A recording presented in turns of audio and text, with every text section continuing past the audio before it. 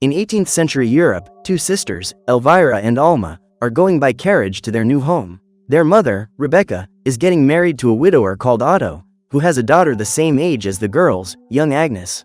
At the end of the journey, the three come across a huge mansion, where they find Otto and Agnes waiting for them. The young woman soon takes a liking to Elvira, and after a brief wedding ceremony between her parents, she takes her to see her room. On the way, the two meet Isak, one of the stable workers who seems to have a strong friendship with Agnes. As soon as they arrive in her room, Elvira shows him her book of poems, written by Prince Julian, and confesses that her dream is to marry him one day.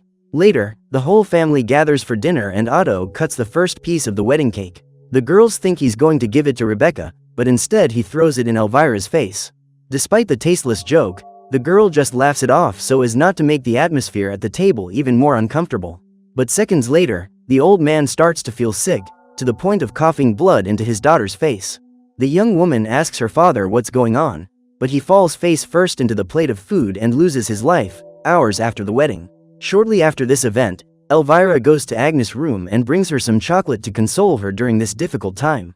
The girl says that she also lost her father when she was a child, but over time she got over it and no longer misses him so much. On hearing this, Agnes thinks that her sister is belittling her feelings and says that her father only married Elvira's mother for her fortune. The problem is that Rebecca married him for the same reason, and Elvira realizes that both families are bankrupt. Desperate, the girl runs to the living room to tell her mother, but she runs into Rebecca, along with the bailiffs, who have come to collect the deceased's debts. When everyone leaves, Rebecca collapses on the floor and tells her daughter that this was her last chance of a comfortable life. Now, at an advanced age and with two daughters to raise, she fears that she won't be able to get married again and that the whole family will soon go bankrupt. Seeing her mother's sadness, Elvira promises to marry Prince Julian and make a better life for everyone. However, Rebecca doesn't believe this will be possible because of her daughter's clumsiness and because she finds her appearance unattractive. Her only hope would be Alma, but the young woman hasn't reached puberty yet, and according to tradition, she's not old enough to get married. The next day, a messenger arrives at the entrance to the mansion, telling them that Prince Julian is organizing a ball. The aim is to choose one of the city's girls to be his future wife, and Agnes is one of those invited. As soon as she receives the invitation, Elvira shows up, and taking pity on her stepsister, she asks the messenger to deliver an invitation to her as well. The young woman is overjoyed, as this could be her chance to win over Prince Julian, and rushes off to tell Rebecca everything. Her mother supports the idea, but Elvira's looks will have to be fixed, starting with her braces and her snub nose. She hires a specialist in aesthetic medicine, Dr. Aesthetic, to make her daughter the most beautiful girl in the region. The doctor promises to do it, but warns that the procedure will be difficult and very painful. Nevertheless, Rebecca authorizes him to do it, and the doctor begins the treatment in the living room, where he tells Elvira to get into a chair. The first step is to correct her smile, and using huge pliers, he removes the girl's braces. The pain felt by Elvira is very strong, but nothing compares to what she will feel during the process of correcting her nose. Using a tool, the guy breaks the bone in the girl's nose, and then puts a metal shaper on her face. The girl will be forced to wear it for several days to ensure that her nose takes the shape her mother wants.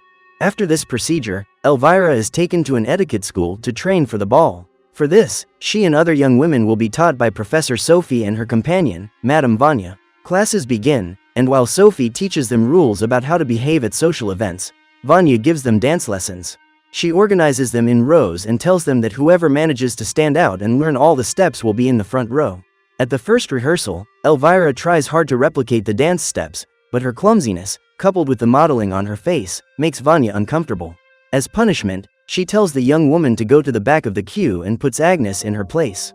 This incident creates a competition between the two sisters, and things only get worse during dinner.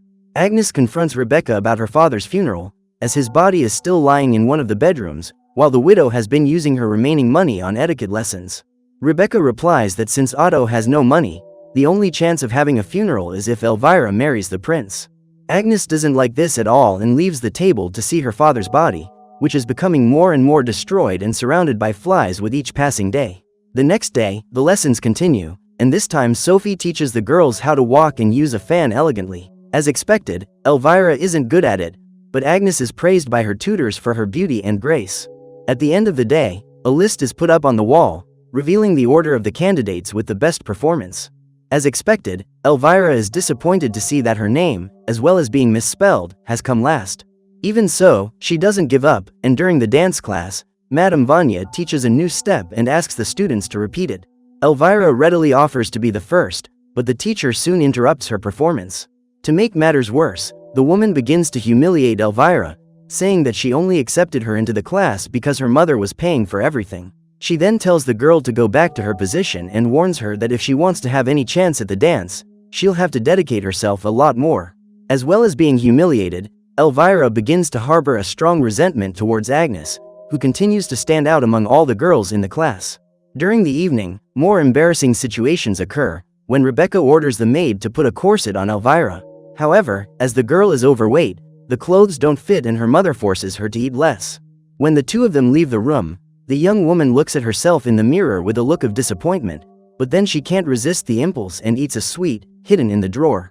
Another day passes and Professor Sophie calls the girls together to evaluate their performances. As expected, Agnes is congratulated on her progress and everyone believes that she will be chosen by the prince. This only creates even more resentment in Elvira, who, when she is called away, tells her tutor that no one will marry her because of the way she looks.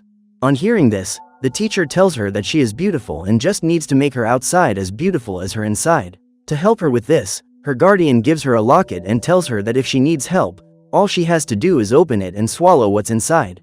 Later, Elvira calls Alma to go on a picnic together, and when they arrive in the forest, the young girl promises to show her sister her present, as long as she doesn't tell anyone. Elvira then opens the locket and inside is a tapeworm egg, a worm that lodges in the human intestine. Elvira's goal is to swallow this egg so that the worm inside her can feed on everything she eats, thus helping her lose weight. As expected, Alma doesn't approve and says that her sister is already obsessed with the idea of marrying the prince. The girl is so disgusted by this that she takes her horse and leaves, leaving Elvira alone in the forest. Even against her sister's criticism, Elvira opens the locket and swallows the tapeworm egg, hoping that she will finally have the ideal body. She then prepares to return, when she hears the sound of an arrow being shot, followed by a bird falling beside her. When she looks to see who shot it, she finds none other than Prince Julian doing his business in front of a tree. The guy is with two other friends, who, on seeing the girl nearby, start making fun of her because of the iron curler on her nose. Even the prince joins in the provocation and Elvira runs away feeling very ashamed. Still, the girl remains in love with the man and watches him from afar, shooting birds with his bow and arrow. When night falls, Elvira returns home, taking a shortcut through the stable. But when she enters, she finds Agnes having a romantic moment with none other than Isak. The couple end up noticing the presence of Elvira, who runs back home and tells her mother everything she saw. Rebecca then attacks Agnes, saying that from that moment on, she has lost all rights in the house and even kicks Isak off her property. Days pass, and now Agnes is treated like a mere servant, having to work in the fields and look after the animals. As for Elvira, the plan with Tenia's egg has worked and the young woman has managed to lose enough weight to wear the corset. The day has finally come to remove the curler from her face and Rebecca is very pleased to see the result. However, she has more plans for improving her daughter's appearance and the next procedure is to put on false eyelashes. The young woman is then taken to Dr. Estetique's room, who tells her to sit on a chair and applies medication around her eyes. He then places the eyelashes on her eyelids and begins to sew them on, putting the girl through yet another very painful procedure. Hours later, Elvira wakes up in bed, her eyes bandaged and her stomach hurting. Even though she can't see, she tries to find the bathroom, but ends up in the kitchen and drops a plate of food on the floor. She then removes the bandages so that she can see and finds Agnes, who was startled by the noise and went to investigate. Even though she's hurt by her stepsister's attitude, the young woman helps her up and gives her some food. The next morning, Elvira attends another etiquette class, but Madame Vanya is more concerned about Agnes' absence. Sophie tells her that Rebecca has taken the girl out of class and tries to convince her companion that Elvira is the best option. Vanya then decides to give the girl a chance, and over the course of the lesson, notices that the cosmetic procedures have made her more presentable. After a day at school, Elvira goes to take a bath and calls for Agnes, who has become her private maid on Rebecca's orders. Not only that, but the young girl has been given a new name and is now called Cinderella by everyone. As well as feeding Elvira, she is also forced to read Prince Julian's book of poems to please her. However, when the girl tells her to comb her hair, Cinderella gets angry and tells her that she won't need a brush for much longer. This leaves Elvira confused, but when she looks at the bathtub, she notices several strands of hair lying in the water. For some reason, her hair is falling out rapidly, which sends the young woman into a panic. After showering, she runs back to her room without telling anyone, but minutes later, her mother appears, saying that she has a visitor. Before she can even change, a stylist appears, carrying a huge trunk. When he opens it, he reveals a beautiful dress, which has been specially made for Elvira to attract the attention of everyone at the ball, especially Prince Julian. To help her dress, Rebecca calls for Cinderella, who is once again forced to obey her stepmother's orders. The situation only gets worse when the stylist is impressed by the maid's appearance and, in a despicable act, kisses her. Cinderella resists, but instead of defending her, her stepmother scolds her and tells her to leave the room. After that, the stylist turns his attention to Elvira and finishes adjusting the dress, but ends up accidentally pulling a lock of her hair.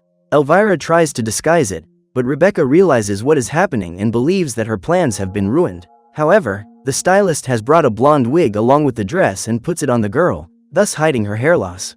At dawn, when everyone is asleep, Cinderella sneaks into her old room and finds one of her dresses. The young girl quickly takes it, as she intends to go to the ball in hiding, and thus have a chance to leave her life of servitude behind. However, she runs into Elvira, who realizes her stepsister's intentions and tries to stop her. The two begin to fight, but Elvira gets the better of them and, in an act of selfishness, rips Cinderella's dress. Seconds later, Rebecca appears and Elvira asks her mother to stop Cinderella from going to the ball, or her chances of winning the prince will be ruined. Rebecca says that her daughter doesn't need to worry, because now her stepsister doesn't even have a dress to go to the ball. This calms Elvira down and she returns to her room, with her mother giving her some medicine to help her sleep. In the meantime, Cinderella picks up her torn dress and goes to the room where her father's body is still lying. Even in a terrible state, the young girl lies down next to him and falls asleep. In her dreams, Cinderella encounters a strong light, which comes from her deceased mother. The woman says she is happy to see her daughter again and promises to help her get to the ball. With her magic, the girl's mother sends the worms from her perished husband's body to the dress, and in a few seconds, they begin to sew up the torn parts. Once the dress is ready, Cinderella's mother gives her a new pair of shoes. Finally, she promises to turn one of the pumpkins on the farm into a carriage, so that her daughter can be taken to the ball like a real princess. However, she warns Cinderella that she must return home before midnight, because when the clock chimes, all the magic will be undone. Finally, the night of the big ball arrives and Elvira goes to get ready, but more and more strands of her hair begin to fall out. This only makes the young girl more nervous, but her mother quickly puts on her wig and tries to calm her down. With everything ready, the two go to the ball, and when they arrive at the prince's mansion, the butler begins to introduce all the candidates. Throughout the evening, the girls fail to impress Prince Julian, who looks at them all with a bored expression. However, when Elvira's turn comes, the girl's beauty, obtained through much pain and suffering, impresses everyone, including the king and the prince himself. Then it's time for the dance performance, with Elvira being the main star. Unlike the first rehearsals, the young woman manages to replicate all the steps correctly and leaves the audience amazed at her grace. When the show is over, it's time for the ball and all the girls form a circle around the room. Then the prince passes them all to decide which one will be chosen for the first dance. After passing some of the girls, he finally goes up to Elvira and invites her to be his partner. The young woman can't believe what's happening, but she keeps her formal posture and accepts the invitation. The ball begins and everyone starts dancing, while the prince can't keep his eyes off Elvira. However, to the girl's misfortune, another young woman appears, wearing a beautiful blue dress and with her face covered by a veil. This young woman is Cinderella, who, thanks to her mother's help, has managed to get to the ball in time. Without hesitation, the prince leaves Elvira behind and asks the new girl to give him a dance. Once again, Elvira finds herself defeated by her rival and tries to control her anger and sadness so as not to lose her poise. However, she starts to feel sick and runs away from the party in search of a bathroom. When she arrives in an empty room, the young girl can't stand it any longer and starts throwing everything out, including the tapeworm eggs. The girl is desperate to see what is being born inside her out of sadness. Shortly afterwards, her mother appears, but instead of comforting her, the woman orders her to go back to the ball, as there are other suitors waiting for her. Elvira just wants to go home, but her mother slaps her across the face and tells her to pull herself together. Left with no choice, she returns to the ball and Rebecca forces her to dance with all the young people at the party. During the dance, Elvira begins to hallucinate worms all over the place, and in the midst of her mental confusion, she sees Cinderella's face staring back at her. Suddenly, the clock chimes, indicating that it is midnight. Just as her mother warned her, Cinderella is forced to flee the party before the magic is completely undone. During her escape, she ends up leaving behind her shoe, which is found by Prince Julian. Then, in front of all the guests, he tells them that the young woman who wears the shoe and fits it perfectly will be his wife. The ball then ends and Elvira returns home, sad at having missed her big opportunity. When she gets home, she finds Cinderella in front of the fireplace, feeding one of her pet mice. Elvira's hatred reaches its limit and she pulls a knife on her stepsister, demanding that Cinderella give her the shoe. The girl manages to dodge the attack and disarms Elvira, but she knocks her to the ground and tries to eliminate her. With great effort, Cinderella breaks free from the girl and runs to save herself, but ends up tripping on the stairs and dropping her shoe. Elvira manages to catch it, and at the same moment, her mother appears, revealing that she is accompanied by one of the guests. Cinderella runs away and Elvira shows her the shoe, saying that she finally has a chance to marry the prince. However, Rebecca doesn't care anymore, as she has now found someone to marry and her daughter is no longer useful in her plans. Disgruntled, Elvira goes to her room and tries to put on Cinderella's shoe, but it's too small for her feet. In an act of desperation, the girl puts her right foot on a table and removes her own toes with a knife. The young woman's cries of pain make Alma run into the room and, using a piece of clothing, she squeezes her sister's leg to stop the bleeding. Her mother then appears next to her companion, but on seeing so much blood in front of her, the man collapses on the floor. Rebecca then gives Elvira the same medicine to put her to sleep, but soon afterwards, the woman tells her that her daughter has destroyed the wrong foot. The prince had taken Cinderella's left shoe, so the other foot will have to be destroyed to fit Elvira. Alma is horrified by her mother's attitude and leaves, but Rebecca is determined, and with her daughter gone, she removes the toes from the other foot. The next morning, Elvira wakes up startled to find her feet bandaged. The girl tries to get out of bed, but has no balance and starts to drag herself across the floor. She ends up overbalancing on the stairs and sliding down the steps, which only leaves her face even more bruised. As she tries to get up, she sees Cinderella in the doorway, wearing the same dress as at the ball.